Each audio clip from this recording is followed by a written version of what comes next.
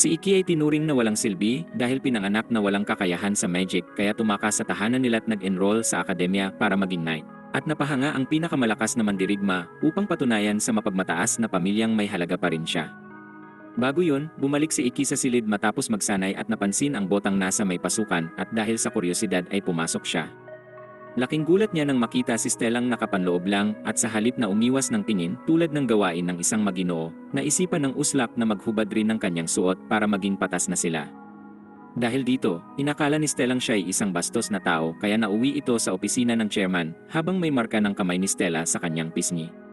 Habang pinapagalitan siya dahil sa hindi pag-isip gamit ang maliit na utak, sinabihan siya nitong humingi ng tawad at sumunod naman si Ikit sinabi pa kay Stellang gawin na nito ang kahit anumang ninanais sa kanya.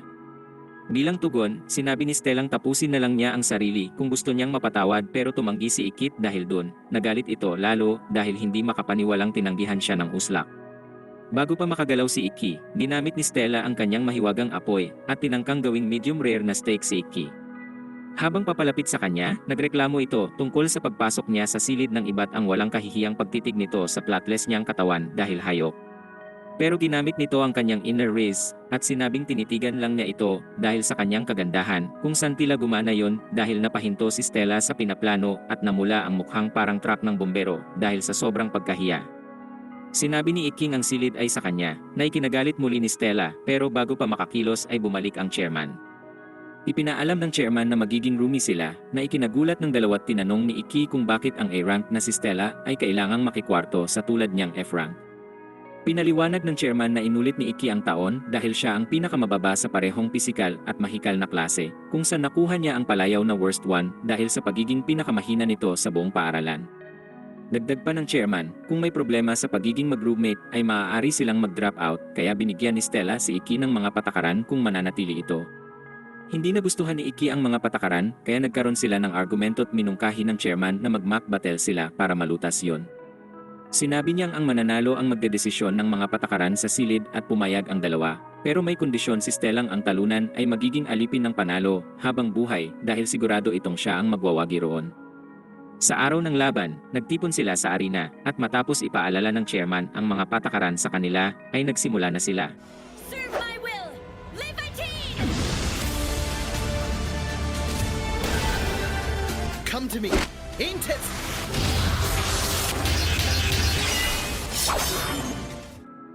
Walang inaksayang oras si Stella at agad sumugod pero naiwasan ito ni Iki, pero di tumigil si Stella at nagpatuloy lang ngunit nagulat siya dahil sinasalag lang ito ni Iki.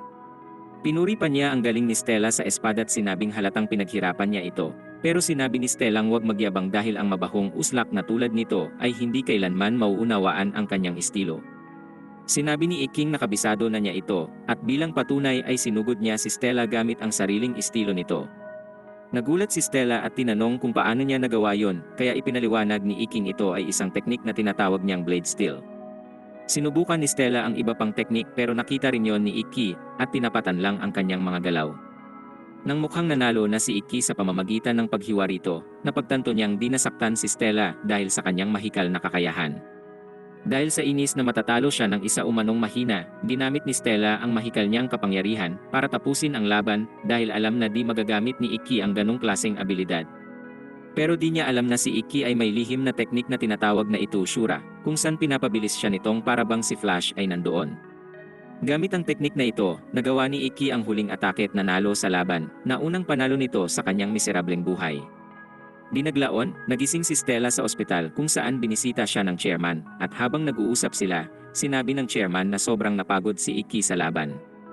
Ipinaliwanag niyang ang itushura ay pinapahina ito kaya isang beses lang nagagamit sa isang araw, at dun nagtanong si Stella kung bakit low rank pa din si Iki kahit halata naman ang kakayahan. Sinabi ng chairman na bilang isang blazer, di kasali ang galing sa espada at martial arts sa mga basehan ng assessment at dinagdag na sa kabila nun, di tumigil si Iki sa mas mataas na layunin. Ipinaalala rin niya kay Stella ang dahilan ng pag-aaral nito sa Japan para maging mas malakas at sinabing manatili siya kay Iki kung nais niyang makamit yun. Kinagabihan, bumalik si Stella sa silid nila at nakita si Iking natutulog at parang stalker na nakatayo lang at pinanood ito. Nang umikot si Iki at umangat ang kanyang damit, sinubukan nitong hawakan ang likod niya pero biglang gumalaw si Iki at naipit ang kamay nito kung saan para makawala ay sinakyan na lang siya. Nang makawala, napansin niya ang magandang hubog ng katawan ni Iki at sinubukang hawakan yon para masagot ang kuryosidad. Sa hindi maipaliwanag na dahilan, nag-iba ang kilos ni Stella pero nang mapagtanto niyang parang nawawala na siya sa katinuan, sinaway niya ang sarilit sakto namang nagising si Iki tinanong kung bakit tila sinusubukan dun ang kung ano. Dahil sa gulat ay nauntog si Stella sa bunk bed at matapos asikasuhin ang kanyang bukol, humingi siya ng tawad kay Iki dahil hinusgahan ito tulad ng iba't tinanggap ang pagkatalo. Nang banggitin ni Iki ang tungkol sa talunang magpapaalila sa panalo, nahiya si Stella at sinabing gawin na lang ni Iki ang gusto nito sa kanya bilang tagapaglingkod. Natawa si Iki sa kung anong iniisip ni Stella at sinabing gusto lang niyang magkasundo sila bilang roommate kaya pumayag si Stella. Kinabukasan sa paaralan, ipinabatid ng kanilang guro nilang si Yuri ang tungkol sa intra-school matches na nabanggit na ng chairman at magsisimula ito sa susunod na linggo. Sinabi ni Yuring ang schedule ng laban ay ipapadala sa kanila sa pamamagitan ng email at magkakaroon ng kabuang 10 laban na may pagitan ng 3 araw sa bawat isa. Habang kinakausap pa niya ang buong klase, bigla tong nagsimulang sumuka ng dugo kaya kinailangan siyang dalhin ni Stella at Iki sa klinik. At dun ay nagpasalamat ito sa dalawa matapos niyang ipaliwanag kay Stellang normal na sa kanya ang pagsusuka ng dugo. Pagkatapos nilang umalis sa klinik, nilapitan si Iki ng isang kaklaseng masyadong madikit ritong hindi kinatuwa ni Stella. Nagpakilala ang babae bilang si Kagami at sinabi kay Iking fan siya nito matapos makita ang performance niya sa mock battle nila ni Stella nung nakaraan. Sinabi pa niyang nais niyang itampok si Iki sa school bulletin habang dinidikit ang kanyang plat sa braso nitong kinairita ni Stella. Matapos lumayo si Kagami, humingi ng paumanhin si Iki at hinabol si Stella pero bago niya ito maabutan, narinig niya ang boses ng kanyang kapatid kaya tumingin siya kung saan ito galing.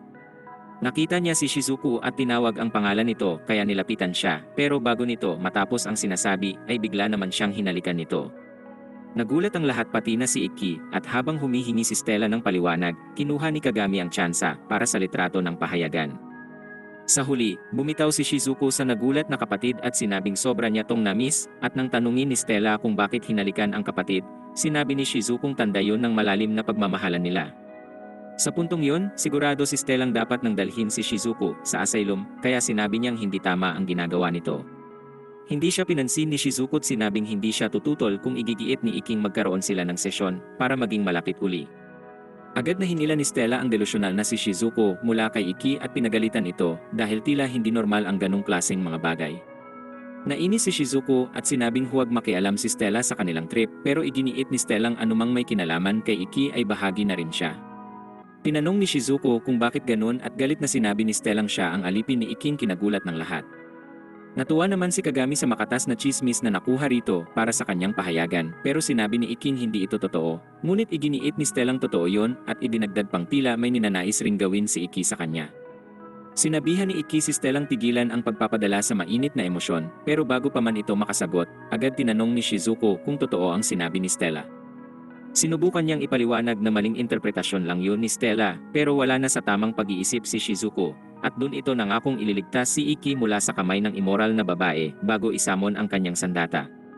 Ginawa rin ito ni Stella at tinawanan si Shizuku dahil maliit ang sandata nito na akmang-akma sa maliit nitong plat pero sumagot si Shizukung mas mabuti na ang ganun kesa magkaroon ng malaking dibdib pero walang utak. Nagtalo ang dalawang babae bago tuluyang naglaban at sinira ang lugar kung saan sila nagtuos kung saan dahil dito, pinatawan sila ng parusa ng chairman na linisin ang lahat ng banyo ng mga babae. Bawal ang duelo sa mga hindi otorisadong lugar at pagkatapos nilang tapusin ang kanilang parusa, nagdesisyon silang umuwi pero nauwi ulit sa pagtatalo.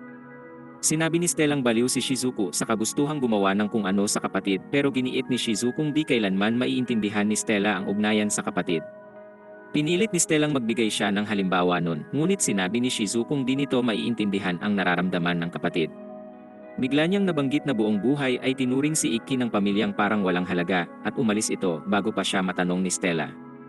Patuloy na inisip ni Stella ang sinabi ni Shizuku nang lapitan siya ni Iki at tanungin kung ano ang problema at dun tinanong ni Stella ang sinabi ni Shizuku kaya nagpa siya si Iking ipaliwanag yun sa kanya at umasang maiintindihan niya. Sinabi nitong ipinanganak siya sa pamilyang kilala sa mga mahuhusay na blazer sa loob ng maraming taon, pero nang malaman nilang wala siyang kakayahang mahikal, ay tinuring siyang di kanais-nais na kasangkapan. Sa huli, nagsawa siya sa masamang pagtrato sa kanya, kaya tumakas siya, pero nang araw na yon, naipit siya sa isang snowstorm, at inakalang katapusan na niya't bago tuluyang tanggapin ang kapalaran doon ay nilapitan siya ng kanyang lolo. Sinabi nitong huwag siyang sumuko at huwag hayaang mapigilan ng rejection ng kanyang pamilya upang maging mahusay, kaya nagpa siya tong maging katulad niya. Kinuwento ni Iking dahil ayaw ng pamilyang sanayin siya. Ginawa niya yun ng mag-isa at nakapasok sa akademya, pero sa kasamaang palad, hindi nila matanggap na ang isang walang kwentang tulad niya ay maaaring maging isang knight kaya pinahirapan nila ito. Pinilit nilang ipatupad ng dating chairman ang patakarang tanging mga may kakayahang mahikal lang ang maaaring dumalo sa class upang di siya makatapos, pero hindi yun naging hadlang kay Iki sa pangarap niyang maging isang knight kaya nagpatuloy siya. Sinabi nito kay Stellang pipilitin niyang patunayan sa mga itong hindi siya isang basura sa pagiging isang knight at pagkalipas ng ilang araw, matapos ang kanilang pagsasanay, ay sinabi ni Stellang na itakda na ang unang laban sa intra-school matches. Nang sabihin niya kung sino ang kalaban, sinubukan ni Iking magbigay ng impormasyon dito pero sinabi ni Stellang gusto niyang lumaban ng walang alam at nang tumunog ang kampana bilang hudyat ng mga klase ay umalis naman si Iki. Hindi ito sinundan ni Stella kaya nang lumingon siya upang alamin kung bakit ay inaya siya nito sa date pero biglang tumunog ang phone ni Iki at inisip na impormasyon yon sa kalaban. Pero lumalabas na mensahe pala yun mula kay Shizu kung inaaya siyang mamili kinabukasan, kaya naman nainis si Stella dahil naunahan siya ng tusong si Shizuku sa pag-aya kay Ikit lalo pang nairita nang sumagot si Iking sa samarito. Gaya ng inaasahan, ay sumama si Stella sa pamimili ni Iki kasama si Shizuku dahil ayaw niyang iwanan si Iking mag-isa, kasama ito at sa kabilang banda naman, sinabi ni Shizuku muling nakikialam si Stella sa mga bagay na wala naman siyang kinalaman. Habang nagtititigan si Stella at Shizuku, napansin ni Iki ang lalaking katabi ni Shizuku, at tinanong kung sino siya at nagpakilala ang lalaki bilang Alice, na roommate ni Shizuku at sinabing inimbitahan siya. Habang naglalakad sila, napansin ni Stellang magkahawak ng kamay si Shizuku at Iki, kaya nagreklamo siya tungkol doon. Sinabi ni Shizuku kung walang masama sa paghawak ng kamay ng magkapatid, at tinawag si Stellang selosang pakawala, na tila pinahiwatig pang may nararamdaman si Stella kay Iki kung sandi na bagong tinanggi yun ni Stella. Samantala, sa security office ng mall ay magpapalit pa lang ng shift ang mga gwardiya nang bigla silang inatake. Nagpunta si Ikit ang iba pa sa cafe para kumain ng dessert, at nang mapansin ni Iking may cream sa mukha ni Shizuku, pinunasan at dinilaan niya ito. Sobrang namula si Shizuku kaya tinukso siya ni Alice pero nang tingnan nila si Stella, nakita nilang puno rin ng cream ang kanyang mukha pero nadismaya siya nang tumayo si Iki para kumuha ng pamunas para dito. Pagkaalis ni Iki, tinawag ni Shizukong uslak si Stella ngunit natawa si Alice at sinabing cute si Stella at di nagtagal. Pumunta ang mga lalaki sa banyot habang naghuhugas ng kamay ay nagpasalamat si Iki kay Alice sa pagiging kaibigan ni Shizuko. Habang sinasabi ni Alice na masaya siyang maging kaibigan ni Shizuko, bigla siyang nakarinig ng ingay at pinatahimik si Iki nang biglang bumukas ang pinto't may pumasok na armadong lalaking naka-ski mask at nagpaputok. Pagkaalis ng lalaki at ng kasama nito, bumalik sina Ikit Alice sa banyo gamit ang portal na ginawa ni Alice at napagtanto nilang pinasok ng mga basurang kriminal ang mall kaya nagdesisyon ang dalawang tumulong roon. Sinamon ni Alice ang sandata kung saan nagagawa niyang manipulahin ang mga aninot gumamit ng portal para makarating sa security room at doon nila natagpuan ang mga gwardiyang walang malay at nakagapos. Tumawag si Iki sa chairman ng eskwelang pumayag na gamitin ang kanilang mga armas sa labas ng campus at binalaan sila tungkol sa isang blazer na kasabwat ng mga kriminal kaya pinag-ingat. Samantala, si Stella, Shizuku, at iba pang mga tao roon ay tinipon bilang mga bihag sa ibang bahagi ng mall kaya sinabi ni Shizuku kay Stellang kailangan ng oras para sa plano. Bago pa makakilo si Stella, may batang lalaking nagtapon ng ice cream sa isang magnanakaw na nanakit sa kanyang ina. At ang walang pusong lalaki ay sinipa ang bata sa lapag bago siya paputukan. Pero dumating si Stella sa tamang oras at niligtas ang bata dahil di nasasaktan ng bala sa tulong ng kakayahan. Nilapitan ni Stella ang lalaking walang utak at inutos na makausap ang pinuno. Patuloy na nagpaputok ang lalaki hanggang sa utusan siya ng pinunong humintot nagpakilala ito kay Stella bilang bisyo at inaming alam na siya ang prinsesa ng Vermilion. Sunod tong humarap sa lalaking nagpaputok at tinanong kung bakit niya sinaktan ang mga bihag at ipinaliwanag ng lalaki ang nangyari kaya sinabi ni Bisyong wala namang kasalanan ang bata. Sinabi nitong ang may kasalanan ay ang ina ng bata dahil di naturuan ng maayos ang anak at sinabing dapat tong magbayad pero bago pa niya maputok ang baril, sinugod siya ni Stella at huli na nang mapagtanto nitong nabitag siya para gawin yon. Bago pa man tumama ang armas dito, hinigop niya ang apoy gamit ang kaliwang kamay at agad kumontra gamit ang kanan. Tumalsik si Stella sa kabilang bahagi ng silid at pinaliwanag nitong dahil sa singsing kaya nagamit ang kapangyarihan. Sinubukang muli ni Stella ngunit sinabi ni Bisyong kung gusto niyang mailigtas ang mga bihag ay dapat siyang maghubad at magmakaawa. Si Iking nanonood mula sa anino ay nainis sa hiningi ni Bisyo at sinubukang tulungan si Stella nang magsimula itong magtanggal ng damit ngunit pinigilan siya ni Alice sa pag-ipit ng anino niya sa dingding. Nang ipilit nitong pakawalan siya, sinabi ni Alice na magtiwala kay Shizuko dahil alam niyang mas kontrolado nito ang magic higit kanino man. Halos agad ring lumikha si Shizuko ng magic barrier sa mga bihag gamit ang water bending skill kaya naman nagpaputok ang mga kriminal sa kanila. Itoshura.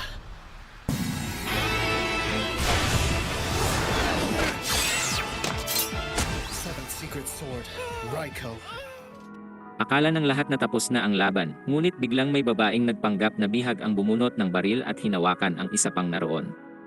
Nagbanta siyang tatapusin ito kung hindi pa kakawalan si Bisyo, ngunit bago pa makakilos ang sinuman ay biglang may tumapos kay Bisyo sa babae. Nagulat ang lahat at nagtanong kung saan nanggaling ang atake nang biglang lumitaw ang isang lalaki na nakilala agad ni Iki bilang si Kirihara at mula sa paraan ng pagsasalita nito ay malinaw na hindi maganda ang relasyon ng dalawa. Kalaunan, habang inaaresto ng pulisya ang mga suspect ay pinalibutan si Kirihara ng mga fans na nagpapasalamat sa pagsagip sa lahat. Kung saan parehong nagpahayag si Stella at Shizuko ng inis dito pero nagulat sila nang lumapit si Iki at nagpasalamat sa kanya. Sinamantala ni Kirihara ang tsansa upang asarin si Iki, tinawag siyang mahinat nang ipagtanggol ni Stella si Iki. Tinawanan lang niya ito at sinabing si Iki ay nagpapanggap lang na matapang kahit isa lang naman talaga itong lampang duwag. Ibinunyag din itong siya ang magiging unang kalaban ni Iki sa intra-school battle, na ikinagulat ni Iki di nagtagal, nagsimula ang intra-school matches, at madali namang nanalo si Stella sa kanyang unang laban dahil sumuko ang kalaban nito sa takot. Pagkatapos, bumalik si Stella sa dorm room, at naabutan si Iking nanonood ng mga lumang video ng laban ni Kirihara at inaming pinag-aaralan ito upang maintindihan kung paano gumagana ang kakayahan ni Kiriharang area invisibility. Pinaliwanag niyang ang teknik ay di lang tinatago ang presensya, kundi nagbibigay din ng kakayahang umatake, kahit saan, at sinabi ni Iki kay Stellang ang fire ability niya ang tanging makakapigil kay Kirihara kaya marahil ito ang natatanging hindi haharapin ng uslak. Siya naman sa kabilang banda ay magiging parang basang sisiw kay Kirihara, pero tiniyak nito kay Stellang gagawin niya ang lahat upang manalot paglaon. Nagjogging si Iki, at nakita si Alice na nagtanong kung anong nangyari sa pagitan nila ni Kirihara. Pinaliwanag ni Iking ng unang taon niya sa akademya ay naging interesado si Kirihara sa kanya at sinubukan siyang udyukin itong makipaglaban sa kanya dahil nais ni Kiriharang ma-expel siya.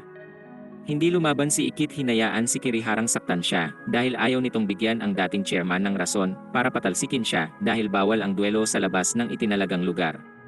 Nakisimpatya si Alice sa lahat ng pinagdaanan nito at sinabi niyang sana ay may dumating ng individual na magpapabuti ng sitwasyon ni Iki.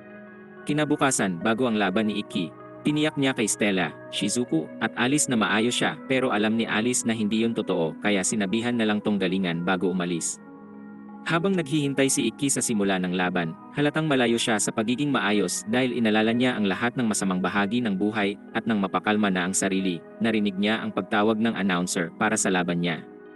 Habang papunta siya sa gitna ng entablado, sinabi ni Kiriharang inaasahan niyang hindi ito darating pero natutuwa siyang naroon si Iki dahil balak tong ipahiya. Pagkatapos ng hudyat ng laban, sinamon ni Kirihara ang kanyang sandata at ginamit ang kakayahan upang gawing gubat ang entablado at agad niyang pinaulanan si Iki ng mga pana ngunit nasalag yun lahat ni Iki dahil nararamdaman niya ang mga ito. Hindi rin nagtagal ay natukoy ni Iki kung saan galing ang mga atake, kaya sinugod niya si Kirihara kung saan pinuri siya ni Kirihara sa paggamit ng utak pero sinabing hindi na siya suswertehin sa susunod. Muling naging invisible si Kirihara at nagsimulang magpaulan ng mga panang hindi nagawang salagi ni Iki kaya nainis si Stella sa sitwasyon at sinabi niyang dapat ay tinapos na agad ni Iki si Kirihara nung una pa lang. Pinunto ni Alice na masyadong kinakabahan si Iki para makapag-isip kaya napagtanto ni Stellang nagpapanggap lang tong maayos at mas lumala ang sitwasyon nang ang panunukso ni Kirihara ay nauwi sa pang-insulto ng mga estudyante. Nagalit si Stella sa pangmamaliit nila kay Iki, sumigaw ng sobrang lakas sa lahat at sinabing manahimik sila't itigil ang pangungutya kay Iki. Sinabi rin niyang wala silang karapatang insultuhin ito't pinaalala kay Iking wag hayaan ang Green Arrow wanabing magtagumpay. At pagkarinig ni Iki sa sinabi ay bumangon siya at sinuntok ang sarili sa mukha bago paganahin ang itusyura. Si Kiriharang di pa napagtatanto ang panganib ay tinawag si Iking uslak na simp dahil naantig sa salita ni Stella. Pero pinatunayan ni Iking mas mahusay siya rito sa pagsalo sa sunod na panang pinakawalan ni Kiriharang kinagulat nito. Sa sandaling yon, alam na ni Kiriharang tapos na shot ang duwag ay nagsimulang magpanik habang patuloy na nagpapakawala ng mga pana, samantalang si Ikki ay sobrang kalmado't sinalad ang lahat ng mga atake nito. Nang mapagtanto nitong matatalo roon, sinubukan ni Kiriharang kumbinsihin si Ikking patawarin siya, ngunit hindi siya pinansin ni Ikkit naghandang ibigay ang panapos pero huminto ang espada nito bago patapusin si Kirihara. Nahimatay si Kirihara sa gulat at nang ideklara si Ikki bilang panalo ay siya naman ang tumumba sa pagod bago magising sa klinik kasama si Stella.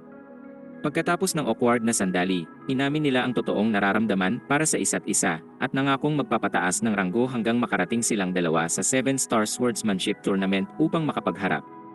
2 linggo matapos ang una, ipinagpatuloy ni Ikki ang panalo sa bawat laban kaya nakakuha siya ng maraming tagahangat, isa na dun si Kagami, na nakiusap kay Ikking turuan sila sa espada at sinabing siya ang pinakamahusay. Nagselo si Stella sa mga ito, ngunit hindi nagsalita dahil ayaw niyang ipakita na siya ang clingy na girlfriend kahit na halatang gusto niyang sabunutan ang buhok ni Kagami. Ang ilang lalaking estudyanteng nanonood sa interaksyon ni Ikki at Kagami ay hindi rin itinago ang kanilang galit kay Ikki dahil naging popular na ito. Kinabukasan, habang nagsasanay si Ikki kasama ang mga babae sa una nilang sesyon, nilapitan sila ng mga naiinis at tinangka siyang atakihin, ngunit hindi man lang natinag si Ikki, madaling pinabagsak ang mga ito kaya humingi sila ng tawad at inamin na sila ay nagsiselos. Sinabi nilang nakakainis na ang kagaya niyang walang raise, ang nakakuha ng lahat ng atensyong nais nilang makamit at nakiusap na turuan sila. Pumayag si Ikki at habang nagpapatuloy sa pagsasanay, tinanong ni Stella kung paano nakolekta ang mas marami pa kaya sumagot si Ikking masaya siyang makatulong kahit na ang kakayahan nila ay higit pa sa kanya. Habang sila ay nag-uusap, sinubukan ni Stellang maghanap ng rason para magbigay ng tubig kay Ikki, ngunit nauna si Shizuku at binigyan siya ng inumin. Habang umiinom, tinukso siya ni Shizuku tungkol sa mga tubig kaya nagsinungaling si Stellang para sa kanya yun at pinilit na ubusin.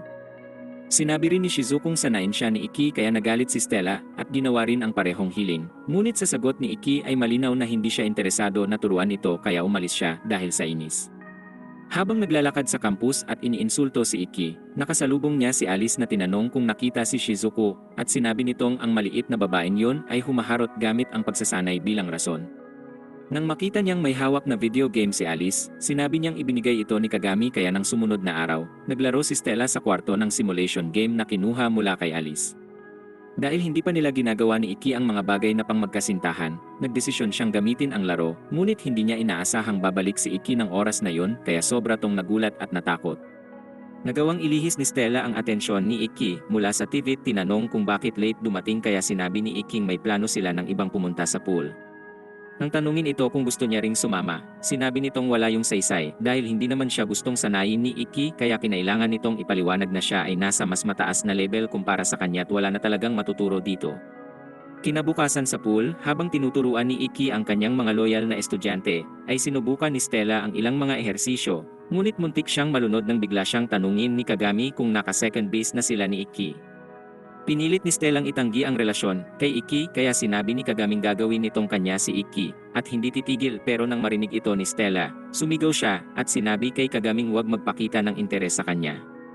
Sumumpa si Kagaming hindi ibubunyag ang lihim, ngunit tinanong kay Stella ang mga detalye ng relasyon nila ni Ikki. Dun sinabi ni Stellang mas marami pang nangyayari sa matatandang mag-asawa kesa sa kanila. Hindi makapaniwala si Kagami at tinanong si Stella kung nasabi na ba kay Ikki ang gusto rito, kaya sumagot si Stellang ayaw niyang magmukhang desperadong babae at matakot si Ikki, ngunit tiniyak ni Kagaming di yun mangyayari.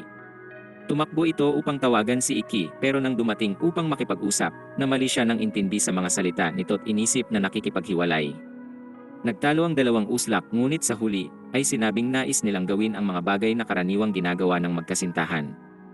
Matapos magkasundong ayusin ang kanilang relasyon, ay naghalikan sila't sa pag-uwi, habang ang kanilang mga kaklase ay tulog, pareho silang naupo sa likod ng bus na magkahawak at nakangiting parang baliw. Swerte namang di sila nakita ng iba at naligtas sa sitwasyon nang makatanggap ng mga email tungkol sa susunod nilang laban. Ang kanilang mga magiging kalaban ay mga miyembro ng student council na kilala sa pagiging malakas, ngunit lumalabas na wala silang binatbat kay Ikki at Stella, na madali silang pinabagsak kaya nakamit nila ang sunod at ika-6 na panalo. Matapos ang laban, pauwi si Ikki, Shizuku, Stella, at Alice kung saan habang nagtatalo ang mga babae kung sino ang may karapatang asikasuhin si Ikki, pinunto naman ni Alice na may sumusunod sa kanila. Sumagot si Ikking alam yun at sinabing ang babae ay nagmamanman na ng 1 linggo kaya iminungkahi ni Alice na kausapin siya. Nang mapansin ng babaeng nahuli siya, nagpanik ito't nahulog sa isang malapit na pool at binaglaon. Nagising siya sa klinik at nagpasalamat sa pagligtas bago ipakilala ang sarili bilang si Ayatsuji Ayase. Nakilala ni Ikki ang apelyido nito't tinanong kung kaano-ano si Ayatsuji Kaido, na huling samurai, at dun sinabi ni Ayasing yun ang ama kaya kinagalak ni Ikking makilala ang anak ng kanyang idolo. Nang tanungin ni Ikki kung nasan ang ama, ay sinabi nitong siya ay nasa ospital dahil sa aksidente sa isang laban, at tinanong naman ni Shizuku't Stella kung ba't nagpakita ng obsesyon kay Ikki sa pagsunod. Tiniyak ni Ayasing wala siyang kakaibang interes kay Ikki at sinabing nais lang niyang magpaturo dito sa espada, ngunit hindi siya marunong makipag-usap sa mga lalaki kaya sumunod siya rito upang makita kung magkakaroon siya ng lakas ng loob na lapitan ito. Nag-alok si Ikking turuan siya, kaya kinabukasan, sumama siya sa isang one-on-one sparring session, habang ang iba ay nagsasanay. Matapos mag-sparring ng ilang oras, napansin ni Ikking kahit magaling si Ayase ay di niya ipinapakita ang buong potensyal, kaya tinanong ito ng ilang bagay. Inamin ni Ayasing ang tanging layunin ay malampasan ang ama, ngunit gaano man siya magsanay, ay hindi niya ito magawa. At dun ipinunto ni Ikking iba ang istruktura ng katawan niya kumpara sa ama at sinabing kung patuloy siyang gagaya rito ay walang magiging progreso. Matapos humingi ng pahintulot, nilagay ni Ikki ang kanyang hita sa partikular na posisyon at sinabihan tong umatake, kaya sinunod ni Ayase ang utos at nagulat nang makita niyang naging mas magaan at mabilis ang kanyang mga galaw at natuwa. Habang pauwi sila ng araw na yon, humingi ng tawad si Ikki sa di tamang paghawak, ngunit sinabi ni Ayasing huwag mag-alala dahil naalala sa kamay nito ang kanyang ama. Sinabi nitong hinahangaan niya ang mga taong binibigay ang lahat sa mga pinapahalagahan, ngunit nang mapansing tila nakatitig si Shizuku at Stella, tiniyak niyang di si Ikki ang tipo dahil mas gusto ang mga tulad ni Kento Nanami. Sinabi niya kay Ikking siguradong makakatulong ang pagsasanay upang magkaroon ng pwesto sa darating na torneo't kinabukasan. Pagkatapos ng pagsasanay, nagpunta si Ikki, Stella, at Ayase sa restaurant bilang pasasalamat ni Ayase sa tulong. Habang naroon, isang grupo ng mga delinkwente ang pumasok sa restaurant at halatang nanigas si Ayase nang kausapin siya, kaya nagpa siya si Ikking maging knight in shining armor at pinaalis ang mga ito dahil di komportable si Ayase. Pinunto ng leader nilang si Kurado na si Ikki ay swordsman at matapos bigyan ng inumin ay binasag yun sa ulo nito at dun agad tumayo si Stella, ngunit pinigilan siya ni Ikking. Ikinainis ni Kurado kaya dinuraan niya ito sa mukha. Nainis si Stella at sinubukang bunutin ang espada, ngunit pinigilan siya ni Ikki at sinabing labag sa paaralang makipaglaban sa publiko at sa huli. Umalis sila Kurado at nang linisin ni Ikki ang kanyang mukha, ay tinanong ni Stella kung ba't hindi umiwas. Pinaliwanag ni Ikking magiging sanhilang yun ng problema at nais niyang iwasan ang mapatalsik dahil lang sa maliliit na dahilan at doon, nagsalita ang isang maliit na lalaki mula sa tabi ni Ayase at pinuri si Ikki sa pag-iwas sa laban kay Kurado. Ipinahayag nitong si Kurado ang alas ng Donru Academy at isang bully, bago idagdag na si Kurado ang top 8 sa 7-star swordsmanship tournament nung nakaraang taon, kaya tama lang na hindi nakipaglaban. Sinuportahan pa ito ng isang panatiko ng Bridgerton na kung nakipaglaban sila, tiyak na magiging malala ang sitwasyon at dun tinanong ni Stella kung sino sila at sinabi ni Ikking sila ay student council sa Hagon Academy. Matapos umalis sa restaurant, parehong nakatanggap si Ikki at Ayase ng email na nagsasabing maghaharap sila sa susunod na laban at agad tumakbo si Ayase pagkatapos basahin yon nang di nagsasabi ng kahit isang salita kay Ikki o Stella. Sa sunod na mga araw, di pumasok si Ayase sa pagsasanay at ng gabi, bago ang kanilang laban, ipinaalam ni Ikki kay Alice na nais ni Ayasing mag-usap, ngunit pinunto ni Alice na baka bitag yon pero nagpa siya pa ring pumunta. Tinagpo niya sa rooftop ng isa sa mga gusali ng paaralan si Ayase, na tinanong ang gagawin kung ang kalaban ay hindi niya kayang talunin. Sumagot si Ikking titiyakin niyang makikipaglaban ng patas kahit siya ay dehado, kaya naman tinawag siya ni Ayasing uslak at sinabing kung nasa posisyon ni Ikki, gagawin niya ang lahat para manalo. Habang nagsasalita ay nilabas ni Ayase ang armas at tinapik ang hawakang nagdulot ng pagkalas ng net sa likod, ngunit bago makakilos si Ikki, tumalon si Ayase sa bubong kaya walang opsyon si Ikki kundi gamitin ang Itoshura. Nahawakan niya si Ayase sa eret, itinulak ito palayo sa gusali upang mahulog sila sa pool at nang makaahon na sila, pinagalitan ni Ikki si Ayase sa ginawa niyang kabaliwan. Ngunit binunyag ni Ayasing pinagamit talaga ang Itoshura upang hindi ito mapagana sa magiging laban at matapos siyang iwan, pinilit ni Ikking bumalik sa kanyang kwarto, ngunit nawalan ito ng malay kay Stella. Pagdating ng umaga, nagising si Ikki sa klinik, ngunit bago makapagpaliwanag sa nangyari kay Stella at sa iba pa, pumasok ang chairman at dinala sila sa opisina para tanungin kung ano ang nag-udyok sa kanyang sirain ang gusali ng paaralan, pero tumanggi si Ikking sumagot. Sinabi nitong tatanggapin niya ang anumang parusang ipapataw at tinanong kung mabibigyan ng impormasyon. Kay Ayasit pinakita ng chairman ang file kung saan 2 taon na ang nakalipas nang matalo ang ama nito kay Kurado. Ang pagkatalong yun ay nauwi sa kanyang pagkakasakit at si Kurado ang kumuha ng lahat ng ari-arian nito at pagkalabas ng chairman. Naghintay si Ikit ang iba pa at tinanong nila kung anong plano niyang gawin tungkol sa laban. Sinabi ni Iking haharapin niya si Ayase ng buong lakas dahil wala siyang planong matalo sa laban, at doon nagreklamo si Shizuko, ngunit tiniyak ni Iking magiging ayos lang siya at tinanong si Stella kung maaari siyang samahan. Pagdating ng oras ng laban, hinarap ni Iki si Ayase sa ring at unang umatake, ngunit bago siya makalapit, tinapik ni Ayase ang kanyang espada kung saan siya ay hiniwa ng di nakikitang hangin. Bago siya makakilos, inulit yun ni Ayase kaya nagulat ang lahat kung paano niya ito ginagawa at paglaon. Napagtanto ni Iking pinuno ni Ayase ang hangin ng mga hiwa ng katana at gumagana ito sa tapik ng espada. Napagtanto rin ni Alice at ng iba pa ang ginawa ni Ayase at pinuntong labag yun sa mga alituntunin. At sinabi ni Shizuko kung mapansin ito ng mga opisyal ay madidiskwalipika si Ayase sa laban.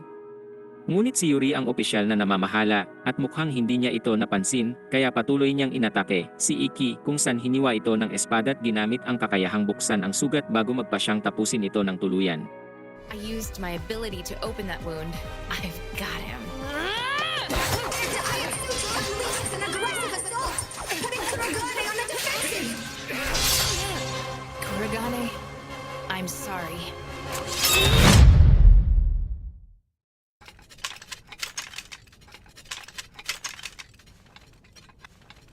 You tricked me. Makikita ng hiniling ni Iki kay Yuring wag pumagitna kahit mapansin ang mga trap na tinakda ni Ayase roon, at sinabing nais niyang maniwalang si Ayase ay talagang mabuting tao at kumikilos lang ng ganun dahil sa ginawa ni Kurado sa ama niya. Pagbalik sa kasalukuyan, sinugod ni Iki si Ayase at sinubukan siyang pigilan nito sa mga hiwa ng katana, pero umiwas si Ikit dun lumala ang inis nito kaya nagamit ni Iki ang isang lihim na teknik na tinatawag na Shinkiro. Napagtanto ni Alice at ng ibang nilagay ni Iki ang espada sa ilusyon para di makasakit at tinanong ni Ayase kung ba't hindi siya hiniwa nito, at dun sinabi ni Iking di na dapat gawin yon dahil di na nito kayang lumaban.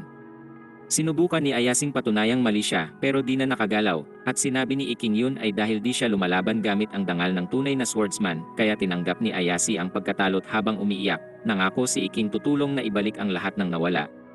Kinabukasan, dinala ni Ayase si Iki at Stella sa family dojo at pagdating nila roon, nakita nila ang mga aliporhes ni Kurado at di nagtagal, pumasok si Iki sa dojo at hinamon si Kurado sa duelo bilang kapalit ni Ayase para sa dojo. Sinabi ni Kuradong kailangan niyang patunayang karapat-dapat sa oras nito kung naiseryosohin, kaya tinapon ni Iki ang mga gamit ng mga kaibigan sa harap nito. Naging interesado si Kurado kaya sinamon ang armas, at nagsimula silang magtuos sa isang matinding laban kung saan humanga si Kuradong kayang sabayan ni Iki ang kanyang mga atake at sinubukan tong sugurin mula sa likod.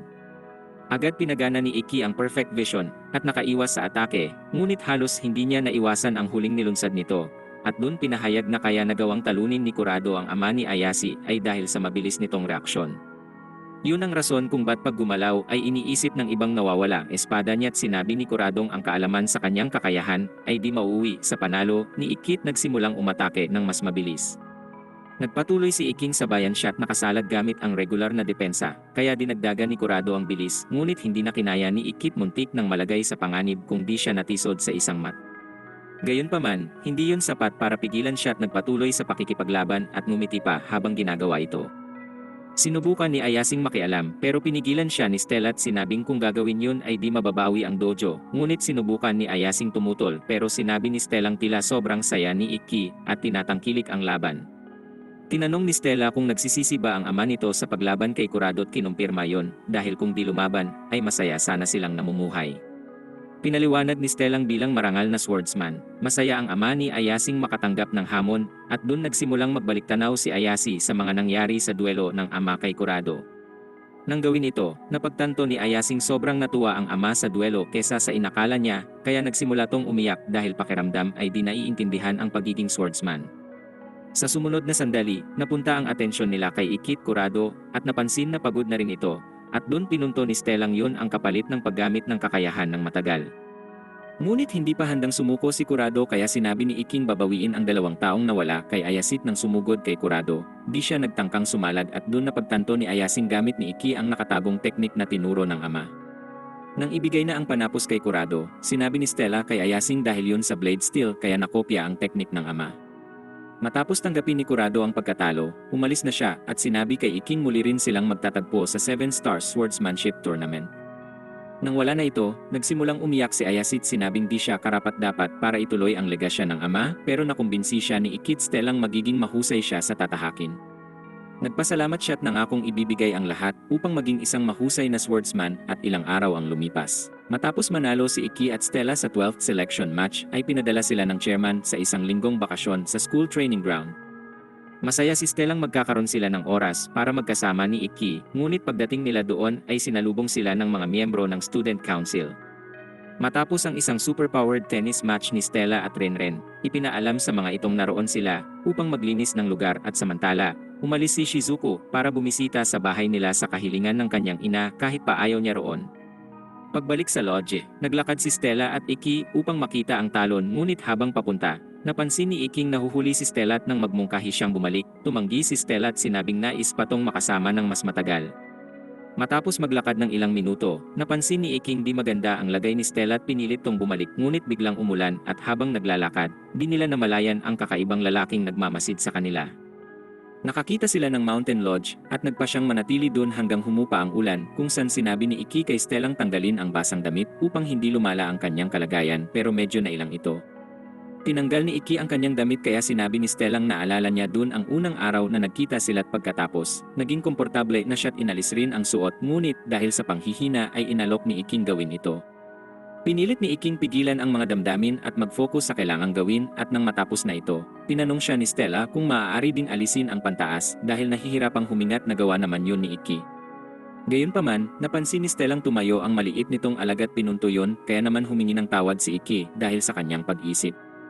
Tinanong ni Stella kung gusto niyang gumawa ng kung ano, ngunit tinanggihan siya ni Ikit sinabing mahal niya ito at masyado pang maaga para sa ganon. Sinabi din itong nais niyang maipahayag ang nararamdaman dito sa kanilang pamilya, ngunit naputol ang kanilang usapan nang magring ang phone ni Iki kaya tumayo siya para sagutin ito at sabihin sa iba kung nasan. Hindi nila alam na tumawag ang lalaking sumusunod sa kanila sa isang uslap at inutusan tong ipagpatuloy ang plano't samantala. Sa bahay ng pamilya ni Iki ay tinawag si Shizuko ng ama at sinabing masaya siya dahil nanalo ito sa lahat ng selection matches. Nang tanungin ni Shizuko kung ganun din ba para kay Iki ay hindi ito sumagot kaya lumabas siyang galit at pagbalik sa lodge.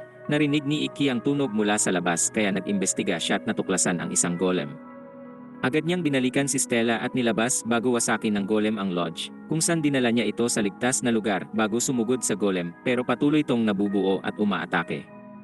Nang mapansin ng mga maliliit na golem si Stella, sumugod sila rito pero ginamit ni Renren ang super speed upang iligtas siya at dumating ang mga miyembro ng student council at sumali sa laban sa mga golem. Gayunpaman, patuloy itong nabubuot pinunto ni Misoging ang golem ay kinokontrol ng isang blazer gamit ang steel wire at pagkatapos nitong sabihin yun, kinuha ng student council president ang rod at tinapos ang golem gamit ang kanyang lightning ability. Raikiri.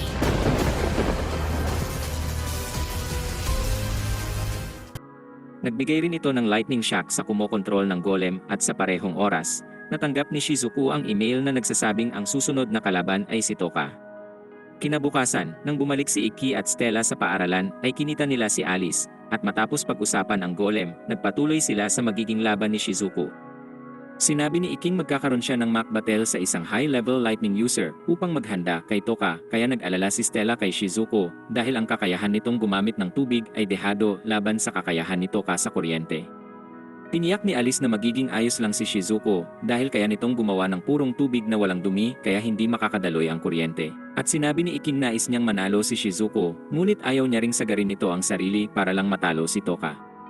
Pagkatapos, pumunta si Stella para bisitahin si Shizuko at nabanggit na nag-aalala si Iking kinagulat niya, at nang magkasama sila ni Alice ay sinabi niya ritong kung si Stella ang kalaban ni Toka ay marahil di mag-aalala si Iki. Sinabi nitong hindi pa sapat ang kanyang lakas upang kilalanin bilang isang knight. Ngunit nangako siyang magiging karapat-dapat sa pagkilala ng kapatid at titiyaking makakatayo sa tabi nito ng may pagmamalaki. Nang oras na ng laban ni Shizuku at Toka, parehong nakatayo ang dalawa sa ring hawak ang mga sandata ngunit walang gumalaw. Sinabi ni Iki sa ibang nagiging maingat si Shizuku dahil may kalamangan si Toka at kapag inilabas na ni Toka ang kanyang espada, tapos na ang laban at matatalo si Shizuku kaya iniiwasan nitong mangyari yun. Sa sumunod na sandali, inatake ni Shizuku si Toka ng water ability at pinagyelo ang ring ngunit nakaiwas si Toka at tinapatan ito. Nagpatuloy ang laban nila kung saan gamit ni Shizuku ang yelot kinokontra ito ni Toka gamit ang kidlat at sa huli, pinigilan ni Shizuku si Toka gamit ang yelot sinubukang talunin pero nakasalag ito. Habang magkatapat ang dalawa, biglang gumalaw si Toka patungo kay Shizukung bahagya lang na nasalag ang atake at ilang sandali siyang nadisorient habang nagtataka kung nililinlang ba siya ng sariling mata. Gumalaw ulit si Toka at natamaan si Shizuku gamit ang kidlat, ngunit nakita nilang isa tong clone, pero hindi ganap na nakaligtas si Shizuku dahil tinamaan siya sa braso ng atake. Habang nagpapatuloy ang laban, nagsimulang dumipensa si Shizuku imbis na umatakit na pansin ng mga manonood na mas bumagal na ito kaysa kanina. Nang subukan tong ipaliwanag ni Ikki sa iba, dumating si Sakyo roon at sinabing ginagamit ni Toka ang lumang teknik sa martial arts na Nukiashi. Sinabi niyang yun ay kombinasyon ng paghinat pagyapak at ipinakita sa pamamagitan ng biglang paglitaw sa likod ni Stella at paghawak sa plat nito. Dumating din ang chairman at sinabing walang tsansang matatalo ni Shizuku si Toka pero sinabi ni Ikking pwede yon kung may tinatagong alas. Ang mga salitang yun ang nag-udyok kay Stellang himukin si Shizuku na tinanggap lang ito dahil nais niyang maging isang knight katulad ni Stella. Nagsimula siyang umatake uli gamit ang kanyang yelo, ngunit nakaiwas si Toka sa mga nilunsad at muling inatake si Shizuku kung saan muli niyang napagtantong isa itong clone at natagpuan ang sariling lumalaban sa iba pa. Ginamit ni Shizuku ang tsansang lumikha ng hamog para talunin si Toka, ngunit nabasa ni Toka ang atake bago pa makakilos si Shizuku. Inilabas ni Toka ang kanyang espada at binigay ang panapos kay Shizuku. Raikiri.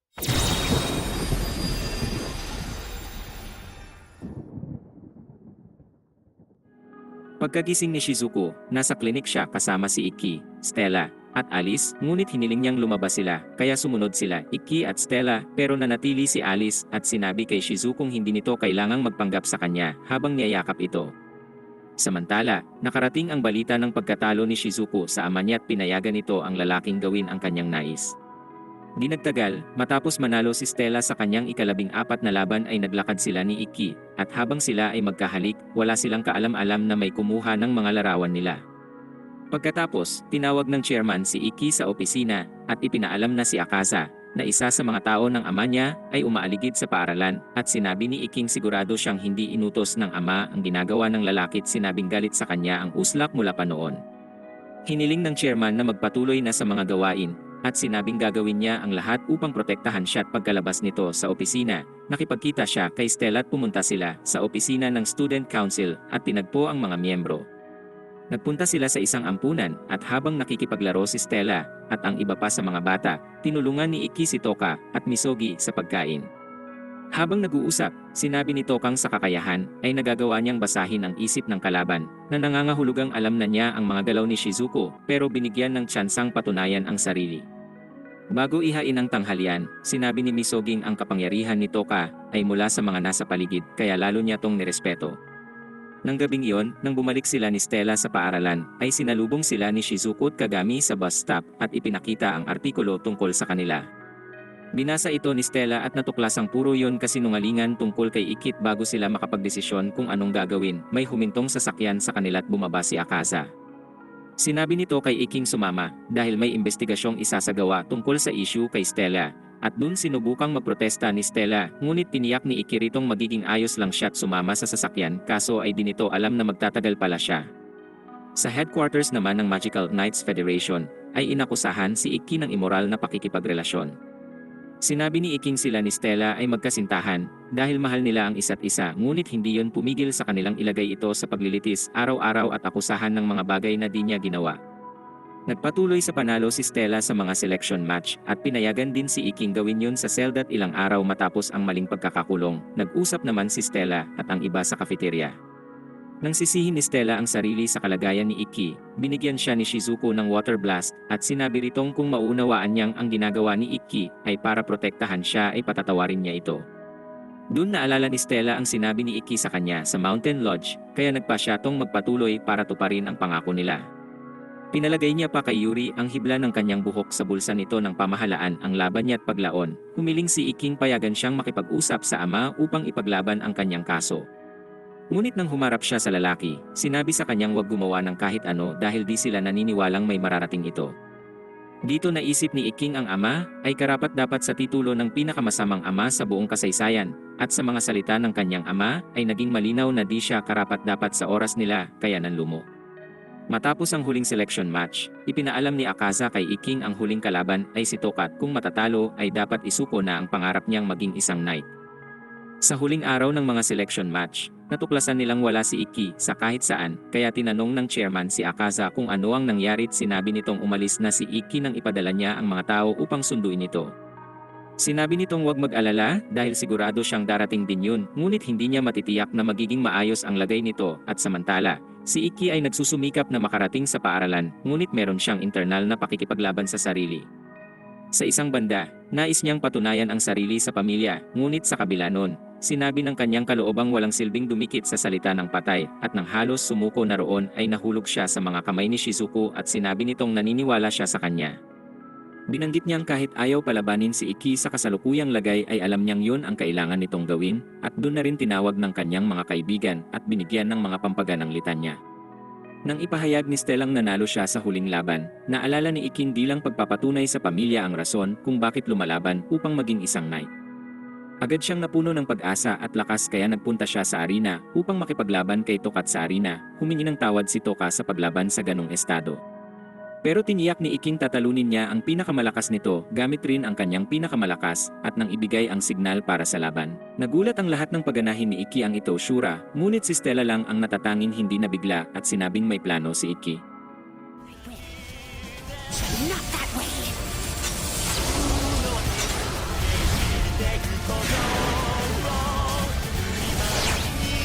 I will face him with my unbeaten Raikiri! Is how I'll beat her! I'm not fighting to protect my status in this school. It doesn't matter anymore. If they set us up, I'm fighting because I want to beat this knight with all the power I have inside of me. Raikiri! Seventh secret sword! Rifle! I knew from the beginning that she's strong. I don't need a minute. All I need is 1 second. Use it all!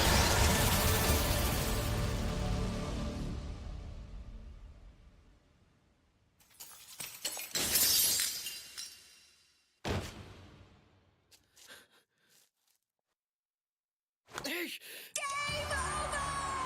The worst one! No! Another one! Iki Kurogane!